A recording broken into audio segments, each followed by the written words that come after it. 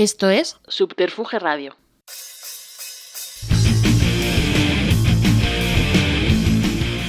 Simpatía por la industria musical, con Carlos Galán, en Subterfuge Radio.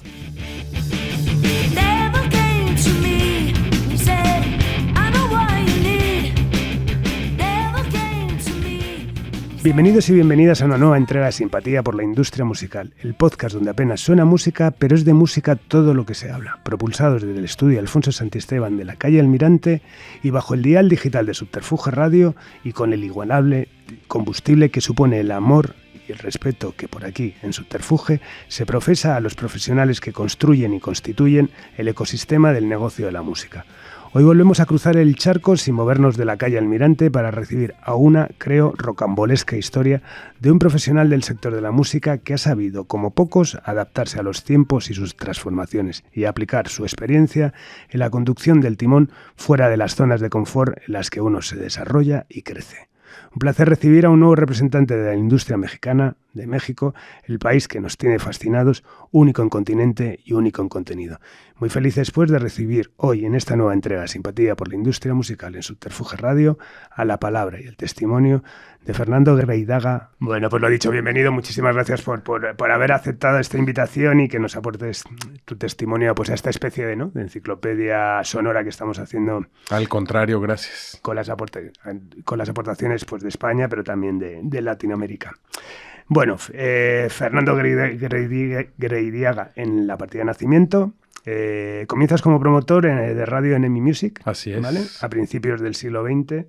¿Qué nos puedes contar antes de ti? ¿Cuáles son tus primeros contactos con el mundo de la música? De niño, por alguna razón, mis papás tenían lo normal de música, que escuchaban pues, rock and roll de los 60s. Tenían muchos LPs, cosas de música clásica también. Y por alguna razón me enganché y me gustaba mucho escuchar los discos de mis papás y los ponía. Y luego recuerdo una estación de radio que se llamaba Dial FM, que luego derivó en Radioactivo, que fue más o menos... Primero fue Rock 101 y luego fue esta estación Dial FM. Rock 101 me tomó muy niño, es como de una generación atrás. Y luego Dial FM me tocó en el momento donde yo ya estaba como descubriendo cosas en cuanto a música nueva y no había muchos canales de conocer música. Y grababa cassettes de la radio esperando las canciones que me gustaban y demás. Y había un programa de rock en español que se llamaba Bongolandia. Y grababa cassettes del radio y escuchaba las canciones. Ahí empiezo a engancharme con cosas más nuevas y muchas cosas que venían de acá de España, a las que yo no tenía acceso. Y después abren la primera tienda de discos de México, de una cadena. No la primera, porque estaba Hip 70 y había muchas tiendas, pero abren una cadena muy importante que se llamaba Mix Up, todavía existe. Hay menos sucursales, pero abrieron a una cuadra de mi casa, curiosamente. La primera tienda de la cadena, entonces me aparecía por ahí, le metía mano al monedero de mi madre, pobre, luego se lo confesé, pero yo creo que sí le saqué varios billetes y me lo iba a gastar en discos. Y luego empecé a como intercambiar en la escuela, y fue la entrada del CD.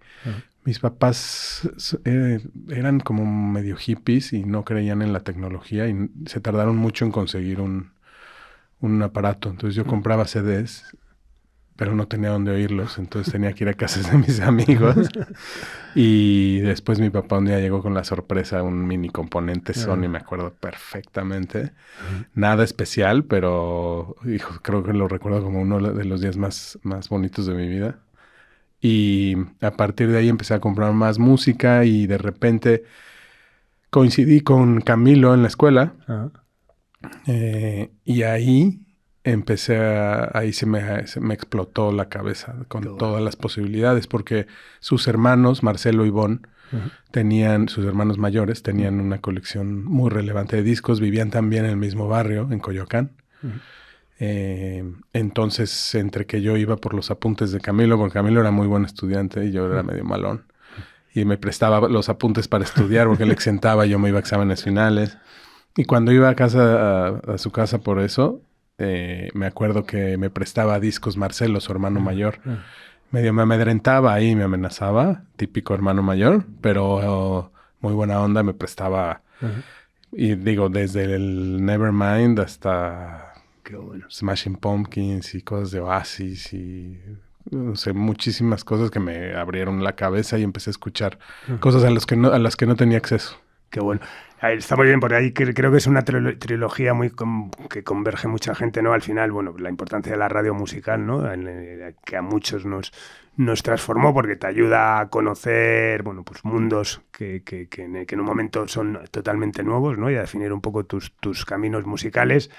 La importancia de esa tienda de discos cerca de casa, a mí siempre me pasó lo mismo, siempre cuento eso, que justo cuando tenía 10, 11 años abrieron justo al lado del portal de mi casa y para mí me cambió el mundo. Encima se llamaba Disco Cómic, o sea, reunió dos de mis grandes pasiones, que es la música y el mundo del cómic. Y luego la importancia, ¿no? Al final también de ir a casa de los amigos a escuchar música. Yo me acuerdo de también con 12 o 13 años que íbamos a casa de un amigo, tenía un single de Código Neurótico, que era un grupo de aquí de Barcelona, que solo lo tenía él, y íbamos a pasar la tarde entera a un 7 pulgadas que tenía 4 canciones a darle vueltas, ¿no? Bueno, y llegamos a EMI, me imagino que la figura de Camilo es también relevante en ese momento, ¿no? También. Y te surge la oportunidad de trabajar en el mundo de la música y de dedicarte en un primer paso a hacer promoción para radio, ¿verdad? Sí, yo siempre quise trabajar en la industria porque conocí a Camilo. Camilo muy joven empezó a trabajar en una estación de radio, en Radioactivo específicamente. Y luego de Radioactivo se movió a EMI. Era promotor de radio. Y entonces tenía mucho acceso desde lo de la radio y también en EMI a conciertos. Y coincidió con que fue cuando se abrió la puerta a conciertos, porque en México durante muchos años no hubo. Y fue esa época donde empezaron a ir todos los artistas, no sé, Duran Duran, me acuerdo, EMF, Peter Gabriel, Paul Simon, Madonna, Bowie, Pink Floyd, U2. Y Camilo tenía acceso a entradas y yo no tenía, porque pues no tenía mucho dinero. Entonces Camilo me invitaba y me enganché tremendamente en la música en vivo también. Y de repente coincidió que me quedé sin novia y sin escuela, porque yo ya había entrado a la universidad y fue la huelga de la UNAM, de la universidad, que duró como un año. Y entonces me quedé sin novia y sin escuela y empecé a buscar una oportunidad en la música. No hubo. Camilo ya era en ese momento director de Virgin Music dentro de EMI, pero no había ningún espacio y entonces entré a trabajar a una oficina de gobierno que mi papá me ayudó con un amigo suyo que me contrataron ahí casi de mensajero.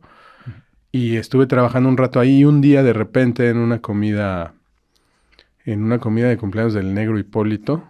Otro gran amigo de la casa. Otro gran amigo de Jorge Hipólito.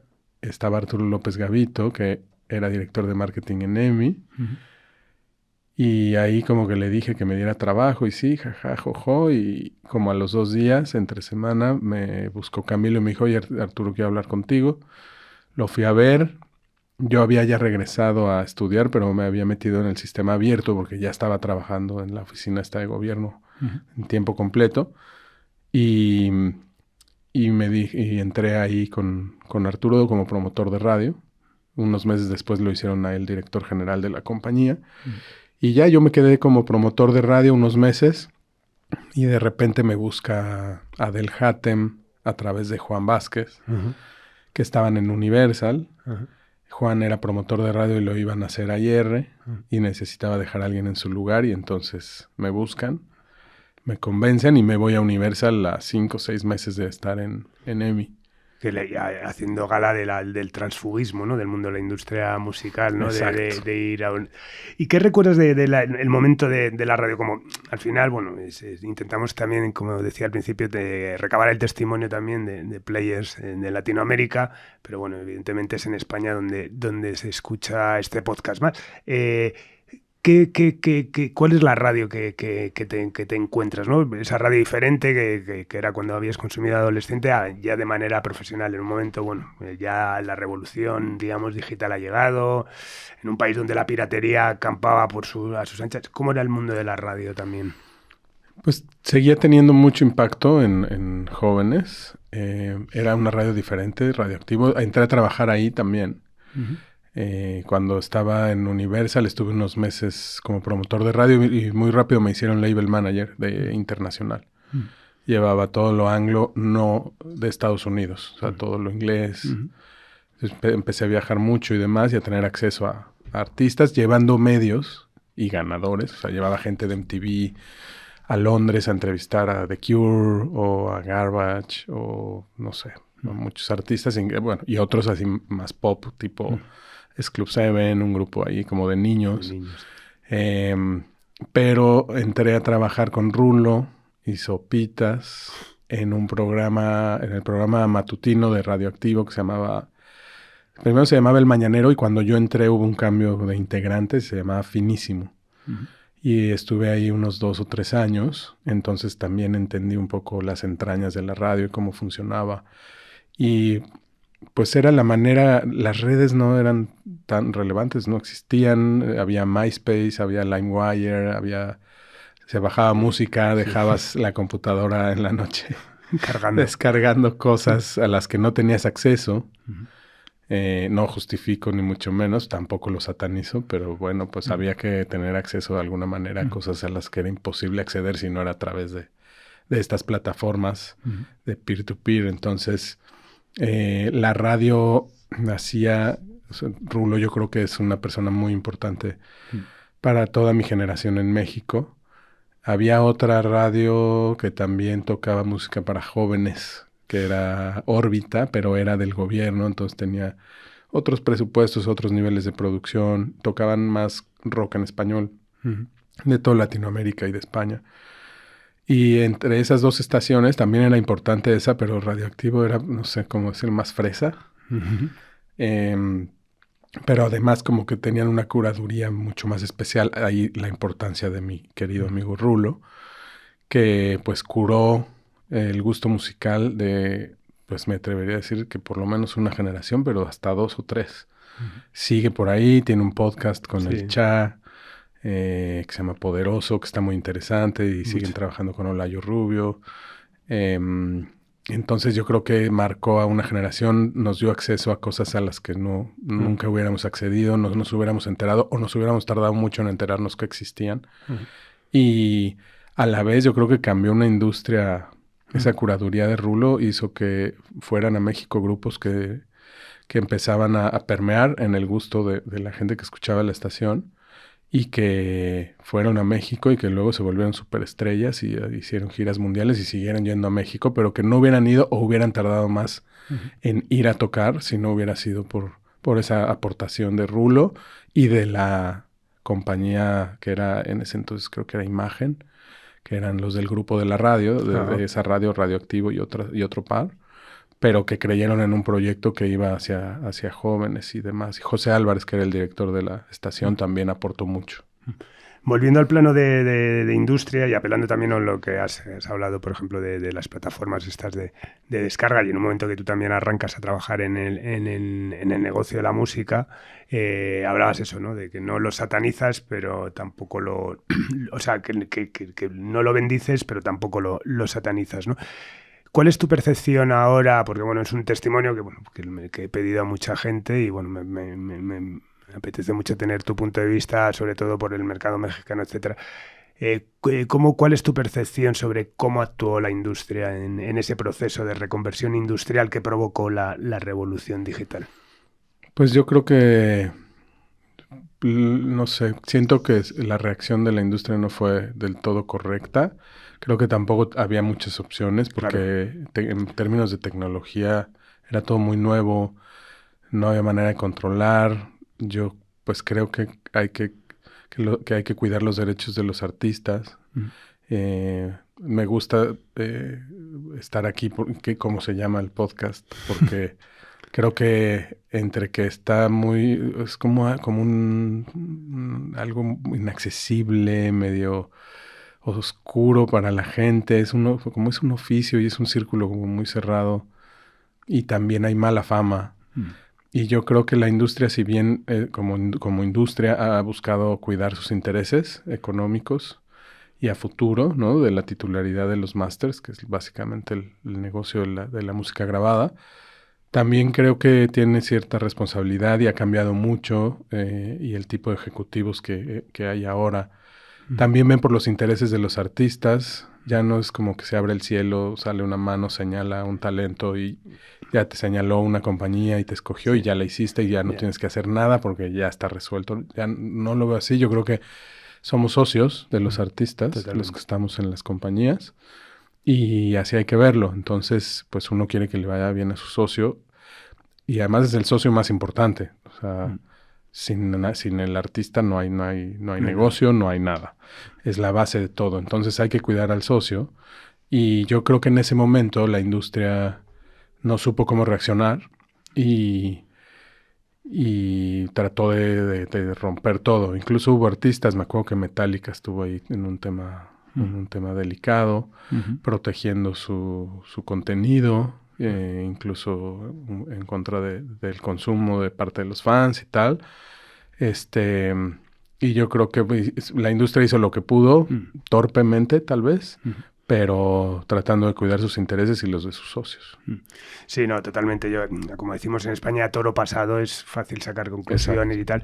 Pero bueno, me quedo con lo que dices, ¿no? Que bueno, se hizo lo que se hizo de manera torpe, sobre todo porque bueno, fue también algo absolutamente inesperado en una industria muy basada en unos códigos muy concretos, donde estaba todo muy claro, ese dedo que me ha encantado, que bendice a un artista y luego lo que supone para un artista en ese momento, ¿no? Que era yo no hago nada y ya se encargarán de hacerlo, y lo que ha cambiado todo, ¿no? Yo creo que al final es eso, ¿no? Fue torpeza provocada por las circunstancias que evidentemente, vuelvo a lo mismo, la reflexión a lo pasado es fácil, pero bueno, fue complicado porque luego fueron muchos años también de oscurantismo. Totalmente, de definir. Sí. Yo siempre lo digo muchísimas veces aquí, igual me repito mucho, ¿no? Pero yo estuve años aquí, yo llegaba cada mañana y decía, ¿dónde coño vamos? O sea, ¿qué vamos a hacer, ¿no? Con nuestra Pero vida. toro pasado también yo creo que fue el inicio de la democratización del consumo. Exactamente.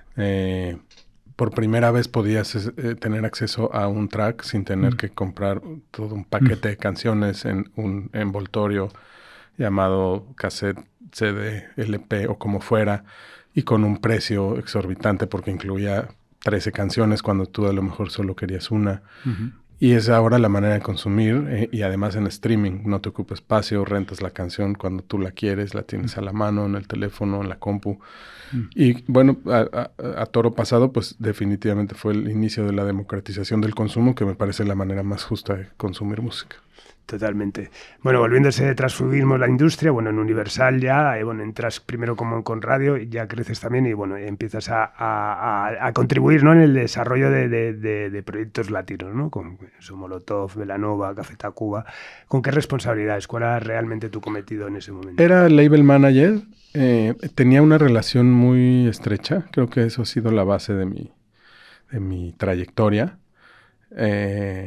El nivel de confianza al que puedo llegar a acceder a los artistas, ¿no? No todos, obviamente, principalmente los latinos.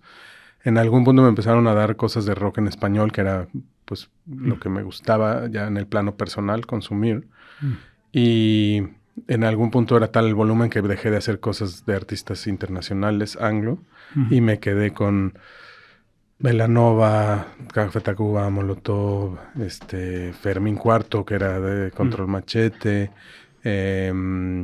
Luis Fonsi también, por ejemplo, antes de Despacito, me tocó ahí como que desarrollar, cruzar el país con él. Creo que el artista más trabajador que he conocido, y más comprometido.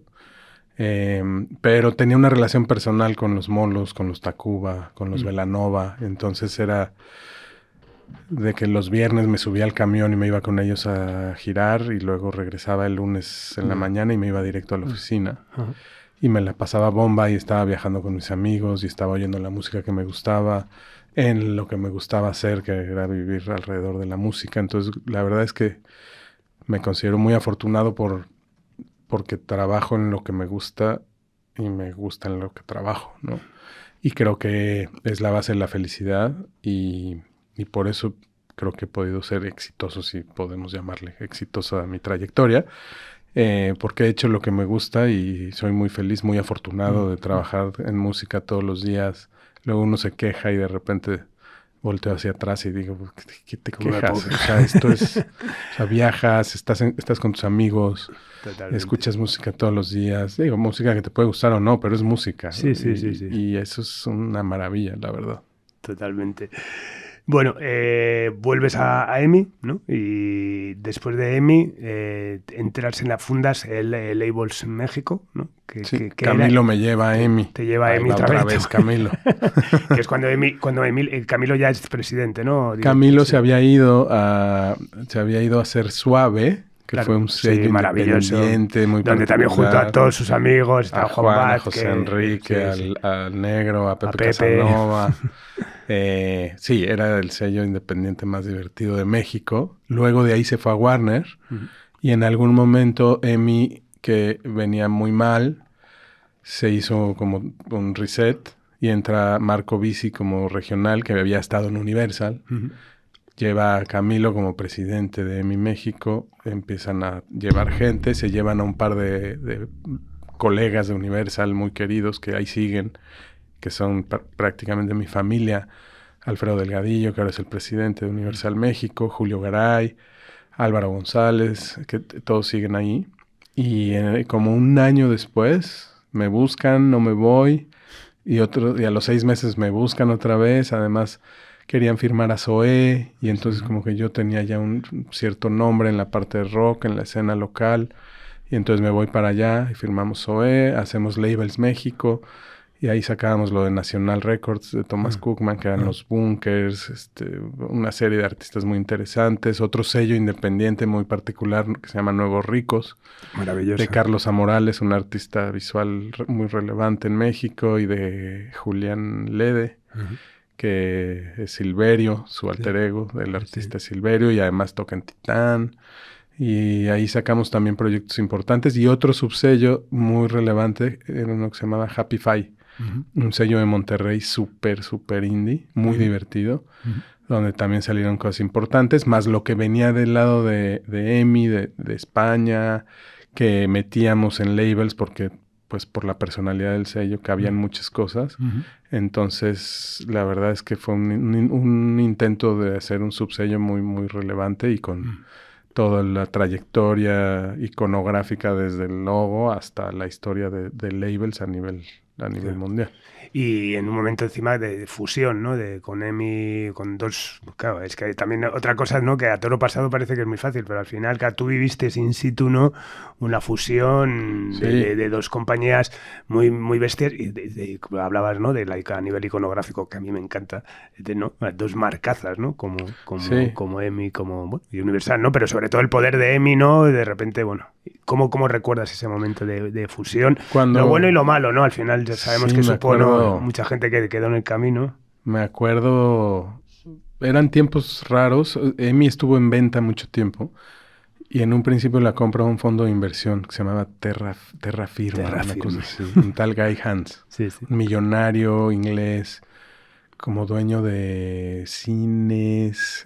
Y de un fondo de gestión de recursos de pensionados británicos. Y lo compra, pide un préstamo a Citigroup, que tenía, no sé, 2 años para pagar. Entonces fueron años donde estábamos trabajando en una compañía grande, transnacional, de música, no en su mejor momento, no en el mejor momento del mercado, y que estaba a la venta. Entonces era como... La tormenta perfecta. La tormenta perfecta, y así acabó. Entonces llega un punto donde este personaje no logra pagar el préstamo a Citigroup, y Citigroup toma el control de la compañía. Entonces ahora, además, ya no era un financiero el que llevaba la compañía, sino el que dirigía la compañía a nivel global, sino un banco, que lo único que quería era deshacerse del problema. Entonces la ponen en venta y analizan el negocio, que incluía la parte de EMI Publishing y la parte de EMI Music, y ven que el publishing, aunque era un negocio más chico, era menos problemático y generaba dinero, porque pues no quiero decir que más fácil, pero es otro negocio y está más cobijado generar recursos en la parte de publishing. Entonces ahí le dan el control a publishing, Y llega un personaje muy querido también, que la verdad es que se portó muy bien con todos nosotros en ese momento tan sensible, que se llama Néstor Casonú. Estuvo muchos años al frente de EMI Publishing a nivel global, o Latinoamérica al menos, y toman control. Entonces todavía nos pasamos como un año preparando la compañía, y un día, me acuerdo, un noviembre de, ¿qué sería? 2007 tal vez.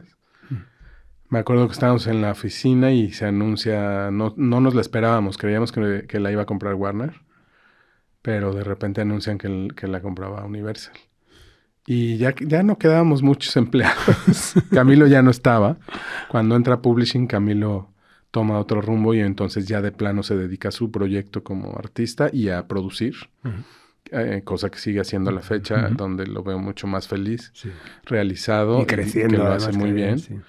Entonces, ahí me acuerdo que todos, como que el ánimo decaído, y ya nos íbamos, yo creo que yo me iba a ir a jugar FIFA con un par de amigos de la oficina a mi casa, así como, pues vamos por unas chelas y jugar FIFA ahí todos tristes. Y un señor que era también AIR, pero llevaba otro tipo de proyectos, era el más grande de edad, que ya murió, que se llamaba Manolo Calderón, un AIR muy importante en México. Tenía una pianola en su casa y organizó pues, no, vénganse, no estén tristes, y nos fuimos a su casa, la pianola, sacó cerveza, vino, tequila, mezcal, y nos hemos parado un pedo. Todos en el saloncito de la pianola cantando canciones con los rollos de la pianola que este señor tenía ahí que coleccionaba. Llegó Robbie Lear, que era el presidente de la compañía, creo que estaba en Monterrey o no sé dónde, llegó del aeropuerto directamente a la fiesta. Sí, fiesta, funeral, prefuneral, no sé qué era. Y luego ya llegó Universal, toma control. Yo empecé a explorar otras cosas por hacer, pensando en que la lógica era que el que compra pues toma el control y pone a su gente. Pero resultó que Alfredo y yo éramos gente de Universal. Conocíamos las dos compañías y teníamos ese superpoder.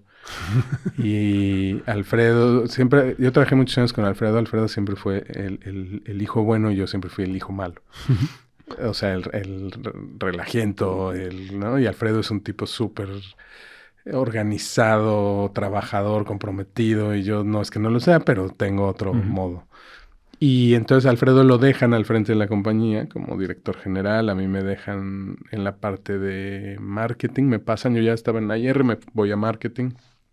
Y nos toca arrancar esa compañía fusionada con todo lo que implicó, que fue pues cortar a una gran parte del equipo, lo cual nunca es fácil, ¿no? Pero bueno, son cosas que pasan. Y pues tratar de crecer la compañía, y de ahí pasan unos pues más de 10 años de estar ahí. Estuve en marketing un buen rato, luego me cambié a IR otra vez, pero en Universal. Y ahí llevé proyectos increíbles. No sé, Alejandro Fernández, por ejemplo, me tocó hacer los últimos 3 discos de Alejandro. No sé, el David Aguilar, bueno, en EMI me tocó hacer cosas de RBD también. Entonces, ahí estuve hasta hace 8 meses que me cambió otra vez la vida.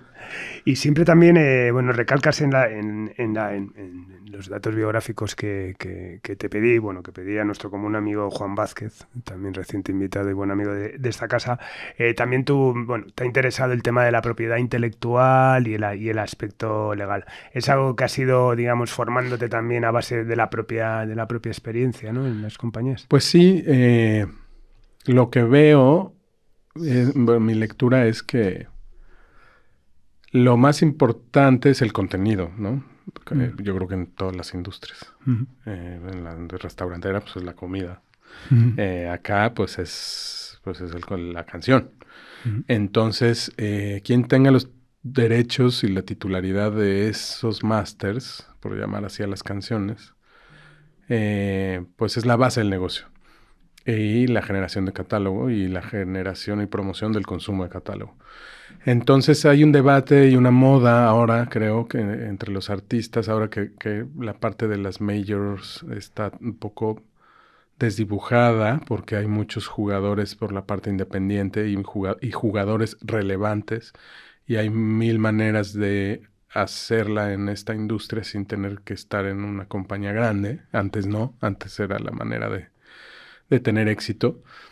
Y hay como una moda de ser titular de los másters, ¿no? Que el artista siempre tenga la propiedad de los másters. Creo que es importante porque es su legado, su herencia a sus hijos, nietos, ¿no?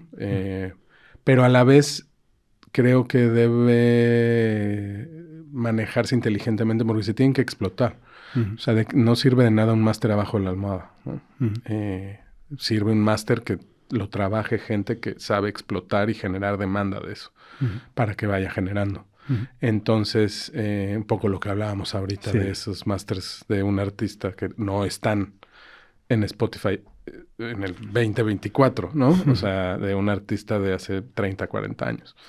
Entonces, creo que es importante eso. Entonces, si bien es importante la titularidad y los derechos del máster, ¿cómo dárselo a alguien que lo explote y sepa y sea experto en explotarlo? Cosa que son las compañías, ¿no? Entonces, pues es un debate, pero yo sí creo que los esquemas de licencia, de distribución, pues son funcionales. Sí, y también a veces vender los masters, ahora que Bob Dylan vendió en, no me acuerdo qué absurda cantidad de dinero, su catálogo, como que decía, algo leí por ahí hace mucho, no me acuerdo bien, pero que él era su herencia, o sea, él le iba a heredar el dinero a sus herederos, no los masters, porque no había garantía ni de que los supieran explotar, utilizar, o que pudieran dividírselos de la manera más justa posible, y el dinero sí, ¿no? Sí. Entonces creo que llega un momento en las carreras de los artistas que deben soltar y dejárselo por el bien de su legado y porque sea bien manejado a futuro, y cuando ya no estén presencialmente en este mundo, pues su legado siga consumiéndose y promoviéndose de cierta forma por profesionales de eso. No, totalmente, nada más. Me ha parecido súper interesante. Y aparte, bueno, también eso, es que son muchos los casos ahora de gente que está vendiendo, pues eso. Muchos. Daddy Yankee acaba de vender también. Sí, y tiene sin duda un sentido. Bueno, antes de ir ya a tu momento actual con Hype, vamos a hacer un inciso. Hay que hablar de Roma, ¿no? La historia de Roma. Tenemos aquí, joder, uno de los personajes de Roma, esa película que, vamos, a mí me encanta ir a México, me fascina, y claro, y pasear por Roma después de haber visto la película ya es como el placer doble, ¿no? ¿Cómo surge la opción de, en qué momento Cuarón te dice, Ferchis, quiero que hagas un papel en...? Pues es una historia, voy a hacer la versión corta, porque la versión larga implica cervezas de por medio y no es hora. Estaba en un concierto de Radiohead, creo que fue un 1 de octubre o 2 de octubre de, no me acuerdo qué año, 2015, 16 tal vez, en el Palacio de los Deportes de la Ciudad de México, donde volvieron a tocar Creep por primera vez después de muchos años. Y estaba yo ahí y estaba Carlos, el hermano de Alfonso, que es director de cine también, que hizo Rudo y Cursi y ha escrito varios guiones importantes. Y con quien conozco porque jugábamos en la misma liga de fútbol de exalumnos del Colegio Madrid. Ambos somos de familias de exiliados de la Guerra Civil Española que llegaron a México y la historia de todos los exiliados de la Guerra Civil. Hijos del exilio, nietos del exilio. Entonces lo conocía de la liga. Carlos es más grande que yo. Y ahí estaba con su esposa y me lo saludé y tal. Y yo estaba con mi esposa de ese momento ahí también. Y ya empezó el show y me di cuenta que estaba el hermano famoso, ¿no? Bueno, eso pensé mira, está el hermano famoso de Harry Potter y Great Expectations, etcétera, Gravity. Y al final del show, ya saliendo en la marabunta, me lo presentó. Mi hermano Alfonso. Hola, ¿qué tal? Ferchis, Fernando. Y se me quedó viendo muy raro. Como que no me quitaba la vista. Y entonces, ya, ellos fueron para un lado, yo para el otro, bye. Y en el coche mi esposa me decía, oye, te veía raro, ¿no? Sí, me veía muy raro. Qué raro, o sea, de haber andado acá medio puesto. Y ya, ahí acabó. Y a los 2 días, una llamada a número desconocido y contesté, no suelo contestar. De hecho, estaba en una junta, me acuerdo, en EMI. Y me salgo, bueno, ya era Universal, pero en las oficinas de EMI. Es que Universal está en las oficinas de EMI, la casa EMI, en la Ciudad de México. Y entonces me llama y, hola, soy Alfonso, te quería pedir ayuda con una cosa. Y yo pensé lo de siempre. Una música. Derechos, soundtrack, contacto de algún artista. Y le dije que sí, con todo gusto. Y me dijo, es que te quiero castear. Y yo como, ¿qué es castear? ¿De qué hablas? Casting. Yo, sí, ¿qué artista? No, tú, ¿cómo? ¿De qué hablas? No, yo no. Yo tenía pánico escénico, sudaba, un desastre. Se me olvidaba lo que tenía que decir. Pero a nivel que entregaba un disco de oro a un artista y me costaba. Y total, insistió mucho. Le dije, bueno, ok, pues eres tú, ¿quién soy yo para decirte que no? Y me dijo, pero es hoy, ¿no? ¿Cómo crees? Tengo una comida. Y pues cancélala. Y yo como súper incisivo, de esos que no te dan espacio a pensar y a dar cualquier tipo de pretexto. Y acabé yendo y le escribía, en el camino le escribí a Carlos. Le dije, oye, me escribió tu hermano. No sé si te confundiste, Fernando, pero pues que un casting, ahí estoy yendo, no va a funcionar, obviamente. Y se cagó de risa. Me dijo, le gustaste, ja, no sé qué. Y ya fui. Y llegué y me dijeron, no, ya tú eres tal. Ponte esta playera y cuéntanos a cámara quién eres, de dónde vienes, dónde estudiaste, ahí un poco. Y luego, nada, sí, te vamos a tomar unas fotos, como cerca, medio plano, plano abierto. Sí, ok. Y ya, acabo y me dicen, oye, ya una cosa última. Y le dije, no, le dije a Alfonso que no iba a actuar, no sé actuar, no hay manera. No, sí, ándale, mira, aquí va a haber una chava que pues es como tu esposa y tienes que va a estar en un cuarto y tú entras y le dices que te quieres divorciar. Y yo como, no lo voy. De repente me cae el 20 y digo, eso está fácil. O sea, si fuera un asalto y me tengo que morir, no me sale. Pero esta la he ensayado muchas veces. Dije, órale, va. Dije, bueno, me acuerdo que pensé, lo voy a hacer lo mejor que pueda. No va a salir, pero es una buena historia. Y ya, lo hice y pues yo creo que me salió muy bien porque llegó un punto donde yo, ya, hasta ahí. Y ya, me fui y regresé a la oficina. Me acuerdo que le hablé a Quique Rangel de Tacuba, porque él ha hecho cameos y cosas. Y dije, ¿quién puede entender? Y además estaba casado sigue casado, pero ya no están juntos, con Irene Azuela, una actriz. Entonces le hablé, se rió mucho, me dijo, está increíble, qué buena historia. Y yo, sí, pues lo voy a hacer por la historia. Y llegué a la oficina y me hablaron del casting y me dijeron, oye, le gustó mucho. Como que era el último personaje. Parece que había sido muy difícil todo el casting. Y este era el último personaje y Alfonso, pues por lo que representaba para él, un padre que los abandonó, estaba siendo muy difícil el proceso y no le gustaba a nadie y no encontraban. Y entonces, que le había gustado, pero que había habido una cosa y que me había cortado el pelo. Y yo, la madre, sí es cierto, me corté el pelo ayer. Bueno, van a ver, te ponen a hacer una peluca mañana. Y yo, ¿cómo que mañana? Sí, ¿a qué hora? Pues no sé, cuando puedas. Pues puedo a las 7:30 de la mañana. Pues a las 7:30 ahí voy a un salón, en la Condesa, donde me hacen unas medidas, una peluca. Pasan, empiezo a pasar y luego, oye, pues sí, jaló la peluca. Te van a hacer otra también, porque en la película, pues al principio traes pelo corto, luego cuando ya sales del cine con tu chava, pues tienes el pelo un poco más largo. Y luego pruebas de vestuario con la vestuarista, que es una persona increíble que se llama Ana Terrazas, súper vestuarista, muy exitosa. Y un día ya me hablan y me dicen, oye, pues ya estás. Y dije, ¿qué voy a hacer?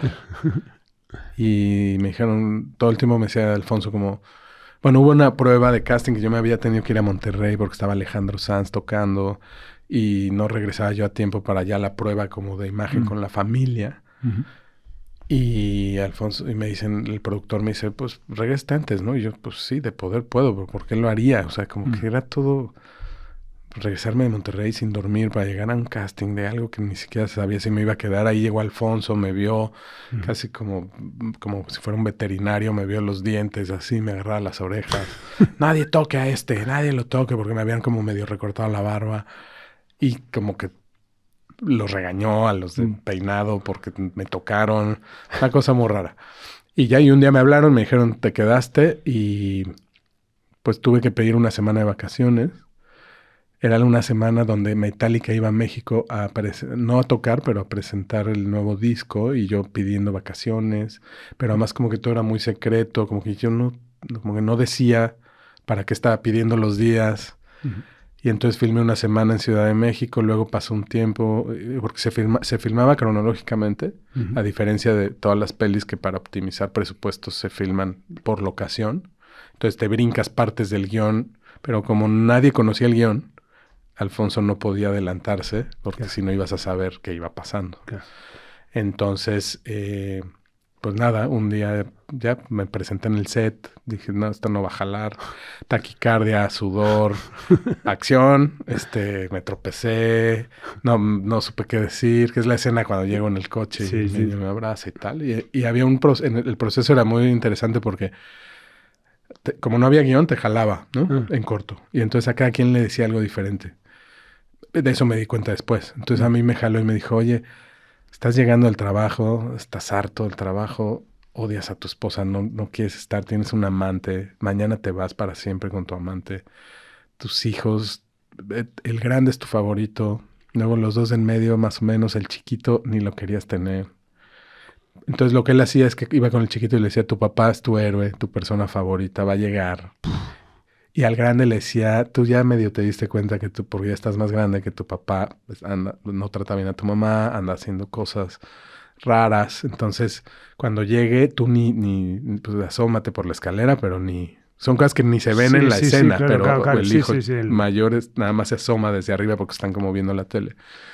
Entonces yo llego, lo que generaba era, bueno, y a Marina le decía, es el hombre de tu vida y se va a ir y no puedes dejar que se vaya y tal. Entonces llegaba yo, acción, y el niño chiquito pues, se me aventaba, pero cuando yo en realidad medio lo rechazaba porque me habían dicho que ni lo quería tener, pero entonces buscaba con la vista al grande, que era mi favorito, pero el grande no bajaba, y Marina a la vez como diciéndome, ¿quieres cenar? ¿Qué te preparo? Tal. Entonces generaba caos, y lo que decía Alfonso es, pues ahí generaba realidad. Uh-huh. Porque además no eran actores, excepto Marina, todos los demás éramos unos improvisados. Estábamos haciendo las primeras escenas de la peli. Entonces, pues esa es un poco la dinámica de cómo fue generando todas las escenas con los no actores. Qué bueno, qué bueno. Bueno, pues después de este lapsus cinematográfico, bueno, una película que es música, que es todo, porque que es maravillosa. Vamos a ese momento actual, ¿no? Que eres general manager de Hype. Latinoamérica, bueno, con la visión, ¿no?, de desarrollar talento latinoamericano bajo compañías, ¿no? Como Exacto. El sello Zarpazo y 12.000 Music. Bueno, cuéntanos cuál es el proyecto y en qué estás concentrado ahora mismo. Pues me buscaron hace un año. Mi primera reunión con ellos fue el 1 de noviembre del año pasado. Y me buscaron, yo no sabía para qué, me citaron en Ciudad de México, y después de tener una conversación con un coreano y con el que es ahora el chairman de Hype Latinoamérica, que es un colombiano que se llama Isaac Lee, me ofrecieron este proyecto. Yo la verdad es que no lo consideré en un principio. Yo estaba muy arraigado a Universal. Estoy por siempre, es mi casa, mi familia, mis amigos, mis hermanos están ahí. Y me empezaron a ofrecer este proyecto que me pareció muy interesante, pero al que no le veía muchas posibilidades, porque armar en estos tiempos una compañía de cero me parecía un poco una irrealidad. Pero conforme fue avanzando la conversación, se fue volviendo algo interesante, y de repente también creo que dentro de Universal se dieron cuenta que era un buen crecimiento para mí. Al final nos distribuye Universal en un deal global, entonces pues seguimos haciendo cosas juntos. Y pues de alguna manera era la oportunidad, creo que única, de hacer una compañía de cero, a mi gusto, imagen y semejanza, con capital, ¿no? Entonces me pareció buena oportunidad. Al final Universal también le pareció una buena oportunidad para mí y me dejaron ir. Si me hubieran dicho no te vayas, no, yo creo que no me hubiera ido por lealtad y porque estaba yo ya muy hecho y estaba cómodo, pero es un gran reto. Y es lanzar una compañía. Creo que hay un terreno de oportunidad. No es una major, pero tiene el poder de una major. No es Universal, no es Warner, no es Sony. Pero tiene poder y tiene artistas muy relevantes en el mundo K-pop. Y tampoco es una independiente. Entonces creo que si logramos tener el empuje de una major con la agilidad de una independiente, tenemos una gran oportunidad de ser relevantes en el mercado. El equipo que he podido formar, a eso me he dedicado estos meses, a formar equipo y paralelamente conversaciones con proyectos artísticos que ya vamos a empezar a firmar, porque ya hay un equipo interno que los puede trabajar. No quería pues firmar a alguien y al día siguiente el artista o el manager me dijeran ¿y qué vamos a hacer? Y yo les dijera pues no sé porque no hay nadie que lo haga. Pero ya hay un equipo sólido, tenemos oficina en Los Ángeles, en Miami, en México es donde está la mayor parte del equipo y en Bogotá también hay un par de personas. Entonces ahora queremos explorar la posibilidad de que el siguiente mercado en donde dirijamos esfuerzos sea en España. Creo que de todo Iberoamérica es donde están pasando muchas cosas interesantes que están permeando hacia México. Lo mexicano está permeando hacia acá y hace todo el sentido. En la parte de estrategia, siento que la parte coreana la visión coreana fue dónde es relevante en lo que hacemos, el K-pop, y pues Latinoamérica. Y qué género está ahorita en boga a nivel global, el regional mexicano, pusieron un alfiler, buscaron al más apto y resultó que fui yo. Y pues me buscaron y muy, muy echados para adelante y muy convencidos de que era yo y que tenía que hacerlo yo. Y al final se salieron con la suya y estoy contento. El reto está increíble. Estoy pasando muy bien. Es algo muy interesante. Y creo que el K-pop y el consumo dentro de Corea y demás, creo que llegó a un límite por términos geográficos, de tasas de natalidad, de muchas cosas. Y pues la idea es ampliar las fronteras. El mercado asiático para proyectos latinos es enorme en términos de consumo y en términos de en vivo.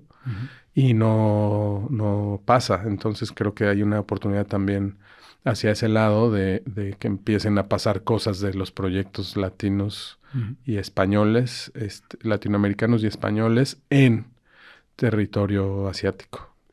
Qué interesante, ¿no? Aparte, claro, es hablar de dos fenómenos musicales como que han crecido, bueno, en el caso del regional está claro que son muchos años, al final generando una base tal, y el K-pop igual, ¿no? Pero al final las dos grandes revoluciones, ¿no? El K-pop y lo regional mexicano, que al final es que parece que es the next big thing frente a lo que hemos vivido de música urbana, ¿no? Etcétera. Así es. O sea, ahora mismo puede ser el foco donde tu compañía va a estar. Sí, estamos buscando desde adquisición de catálogos, de lo que hablábamos hace un momento, catálogos que estén disponibles, que no hay mucho y tampoco es muy asequible el asunto, pero buscando oportunidades de adquirir catálogos, buscando oportunidades de artistas ya desarrollados y establecidos que estén libres y que quieran trabajar con nosotros. Y también la parte más importante, buscando talento nuevo para desarrollar. Claro. En cualquier esquema de los tres que existen, o incluso hacer algo híbrido, tipo distribuciones con servicios de promoción y marketing, o licencias acotadas a ciertos términos, o contratos de exclusividad más tradicionales como de una disquera. Y es en los géneros totalmente abiertos. Estamos queriendo desarrollar un subsello de regional mexicano en México y mercado latino de Estados Unidos. Estamos viendo proyectos de rock, mucho pop, urbanos, no solo mexicanos. Estamos valorando cuestiones españolas, de Sudamérica, abiertos a todo, la verdad, y también queriendo quitarnos el estigma de lo K-pop, ¿no? Un poco a eso vine también, a Vime, y aquí a contar la historia, que gracias por abrir los micrófonos para contarla, porque si bien somos el canal para llegar a esos artistas de K-pop de los que estoy hablando, que están dentro de Hybe, también queremos desligarnos un poco de que no vamos a replicar. Estamos trabajando, también es una compañía de entretenimiento, no solo una compañía de música. Tienen distintas áreas, una de desarrollo de proyectos audiovisuales. Producen series, documentales, películas. Entonces, estamos desarrollando un proyecto de dos proyectos audiovisuales. Un reality de donde van a salir proyectos de regional mexicano, donde están involucrados íconos del género muy actuales. Y va a salir en televisión abierta y tal, en México y en Estados Unidos para mercado hispano. Y de ahí saldrán 3 proyectos que vamos a estar listos en el momento que salga los que ganen para lanzar. Y otro es una boy band de pop que vamos a trabajar en conjunto con Televisa y con Univisión para también mercado latino Estados Unidos.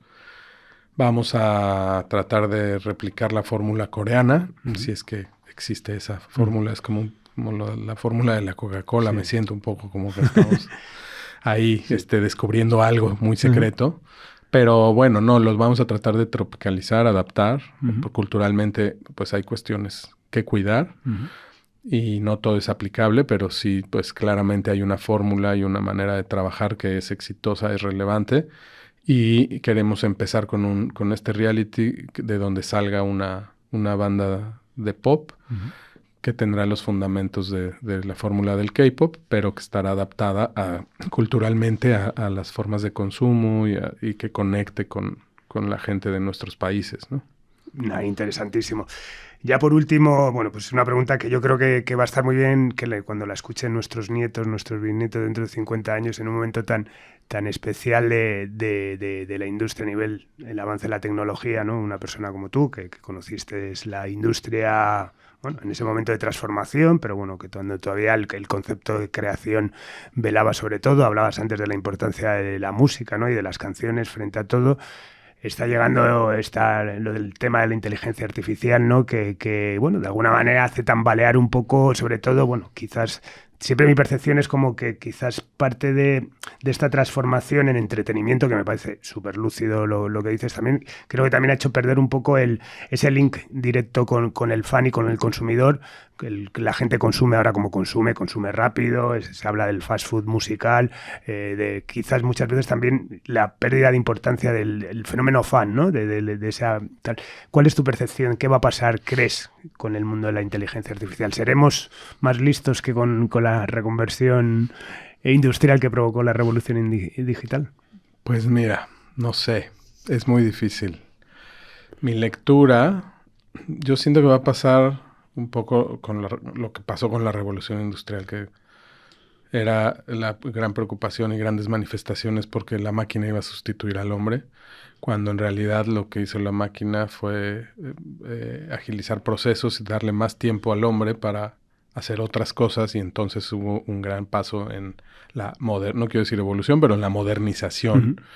Y entonces las personas se pudieron dedicar a otras cosas que llevaron a la humanidad a otro lugar. Tal vez al que iban a llegar igual, pero más rápido.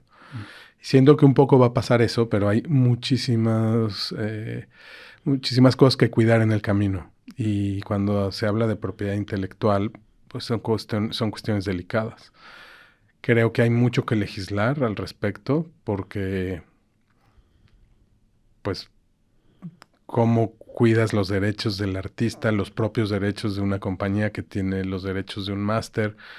Desconozco si esta ola de venta de másters tiene que ver con la incertidumbre que hay a futuro de que cualquier inteligencia artificial pueda generar algo igual o mejor a lo que hizo Bob Dylan o lo que hizo Daddy Yankee o lo que hizo Tiny o cualquiera que haya vendido o que quiera vender su catálogo. Entonces está muy incierto, hay que cuidarlo, hay que legislarlo. y no sé, lo que no sé si o de plano se va a abrir y todo el mundo va a tener acceso a hacer canciones con voz tipo tal y una letra tipo tal y hacer incluso featurings. Ya hay featurings de Drake por ahí con no sé quién que suenan igual y las canciones están buenas. Sí. No sé, es muy incierto. Yo creo que al final va a terminar bien, va a ser bueno, va a ser una buena herramienta y creo que al final la experiencia manda. Y la experiencia de oír una canción, la experiencia de ir a un show, o sea, el en vivo, creo que la experiencia manda en este negocio. Y ya si las canciones van a ser originales o no, no lo sé, puede que no. Pero si conecta y lo que genere es lo que va a ser valioso para el consumidor final, ¿no? Totalmente. Bueno, yo eso añadiría eso. Vamos a intentar evitar la torpeza, ¿no? Lo torpes que fuimos quizás en eso y aplicando, bueno, sabemos eso, incertidumbre toda, porque nosotros lo hemos creado, pero bueno, también hay que reivindicar, creo, que nuestra condición de ser un humano frente a la máquina, con lo que es real. Claro, ¿no? Con lo que conlleva, ¿no? Totalmente. ¿Qué es real? ¿Real es algo que dices tú o real es algo que dice algo exactamente igual que tú? Totalmente. Pues también es real. No eres tú, pero es real. O sea, es un debate, creo que filosófico. Absolutamente, sí. Vamos, sí, yo le dedico muchísimas horas con mis hijos, con mis amigos, tal, vamos, me parece increíble y bueno, al final siempre digo lo mismo, ¿no? Yo he tenido la suerte, ¿no? De vivir eso, pues viví el final del vinilo, la revolución del CD, ese momento al final, esa travesía en el desierto que hablábamos antes, pero que bueno, al final ha sido una experiencia vital, única, porque al final, bueno, a mí también me gusta mucho la frase de trabajo lo que me gusta lo que trabajo. Y me parece, bueno, pues fascinante el momento en el que estamos, ¿no? Bueno, Ferchi, siempre acabo con una pregunta recurrente, que es ¿quiénes han sido tus grandes referentes en la industria de la música? Mis grandes referentes en la industria. Pues mis grandes referentes han sido las personas que me han acompañado a lo largo del camino. Obviamente, Camilo, todos los artistas con los que he trabajado y los managers, todos me han dejado algo, incluso donde ha habido malas experiencias que las cuento con los dedos de una mano, afortunadamente. Han dejado cosas buenas.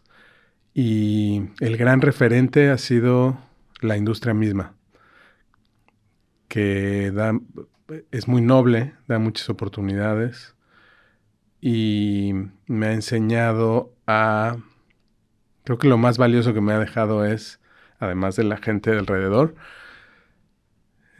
aprender a reaccionar de una manera diferente ante la adversidad. O sea, en momentos críticos y tal, he aprendido a lo largo del tiempo y gracias a todos los jefes y la gente que estaba a mi alrededor que me ha contenido, incluso artistas, a saber manejar las situaciones y eso me ha ayudado mucho en la vida en general.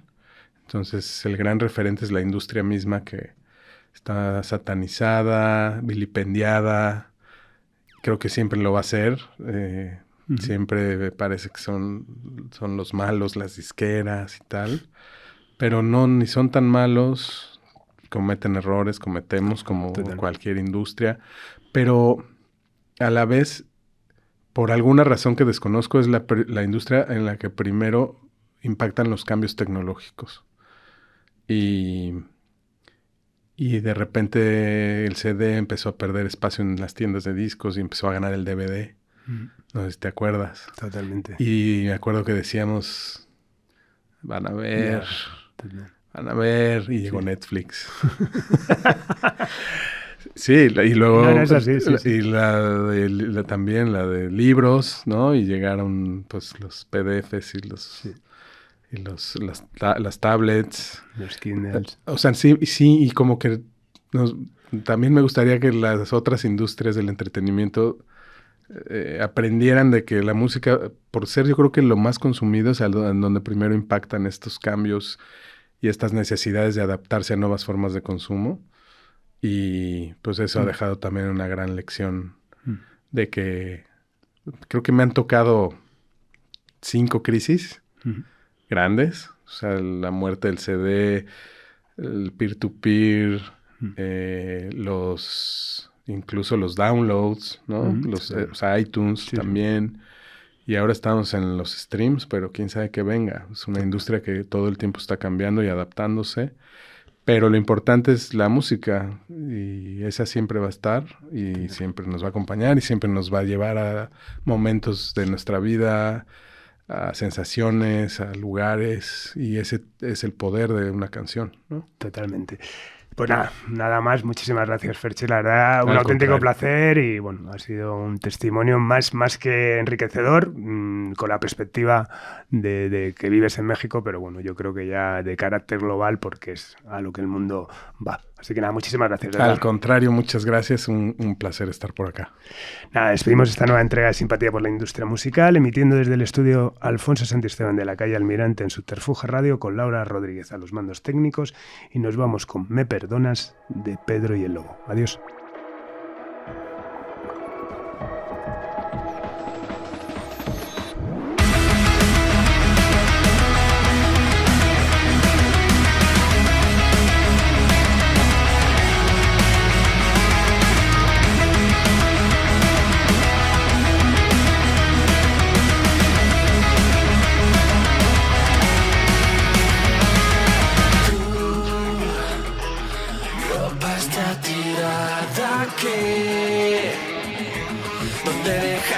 Mi corazón, varios meses de que te fuiste, ¿por qué carajo no se siente así? Sigues amando y nunca te contesto, te dije que no. Vete, no te quiero ver jamás. Dejo de respirar en un intento para ver si en otra vida tú me dejas en paz. Si a ti te da igual, dejo de respirar. ¿Cuánto tiempo tengo que aguantar? Ya no quiero tu veneno. ¿A qué?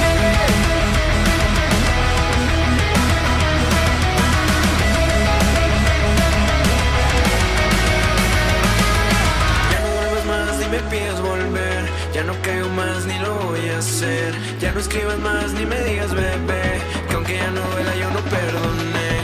Quiero olvidarte y sacarte de mi mente para siempre. Ya no quiero verte más. Quiero que te largues y me dejes, ya te dije, ya no soy tu amor.